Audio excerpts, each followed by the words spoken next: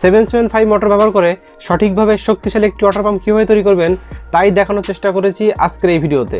PVC pipe, 775 motor আর হাতের কাছে পাওয়া কিছু আনুষঙ্গিক জিনিসপত্র ব্যবহার করে এই শক্তিশালী ওয়াটার পাম্পটি বানিয়েছি। মূলত এই পাম্পটি ব্যবহার করে বাগানে জল দেওয়া, গাড়ি ধোয়া কিংবা নিচতলা থেকে একতলা ছাদে জল তোলা এইসব বেসিক কাজগুলো করা যাবে। আর আপনারা যদি এই ভিডিওটি শুরু থেকে শেষ পর্যন্ত দেখেন তাহলে আশা করি বাড়িতে বসে এরকম একটি শক্তিশালী ওয়াটার পাম্প বানিয়ে নিতে পারবেন। মেকিং প্রসেসের ভিডিওতে সব ধরনের ইনস্ট্রাকশন দেওয়া আছে, তারপরেও যদি এই পাম্পটি বানাতে যদি আপনাদের কোনো অসুবিধা হয় তাহলে অবশ্যই কমেন্ট করবেন, আমি সাধ্যমতো সেটা সলভ করার চেষ্টা করব। আর আপনারা ফিউচারে যদি এরকম সব দারুণ দারুণ সায়েন্স প্রজেক্টের ভিডিও দেখতে চান তাহলে অবশ্যই মেকার বাই চ্যানেলটিকে সাবস্ক্রাইব করে রাখুন।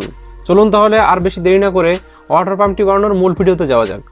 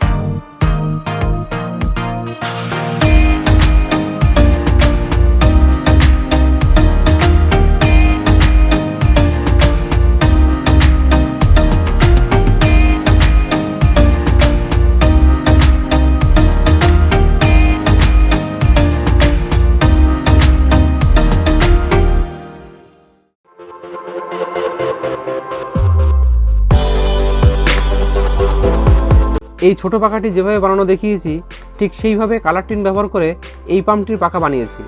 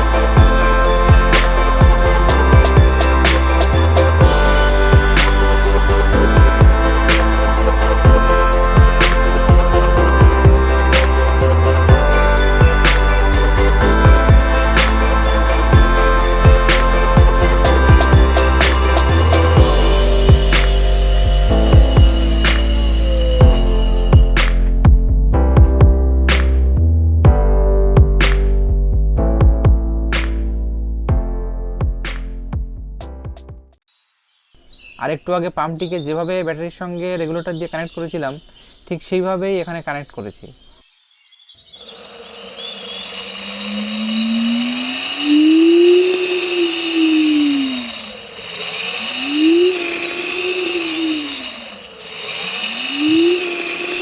এই পাম্পটির পাইপটির মধ্যে জল আটকানোর জন্য যেহেতু কোনো সেকশন ভালভ নেই, তাই এই পাইপটি দিয়ে জল পাম্পের মধ্যে টেনে দেবো।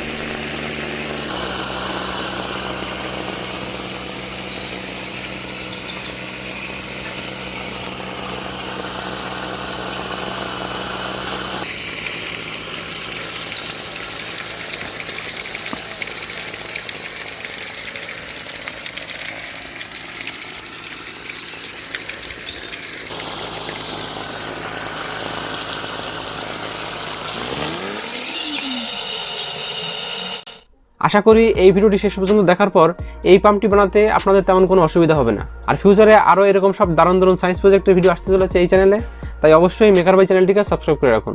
আজ তাহলে এখানেই শেষ করছি, দেখা হচ্ছে পরবর্তী ভিডিওতে। ভালো থাকুন, সুস্থ থাকুন, ধন্যবাদ সবাইকে।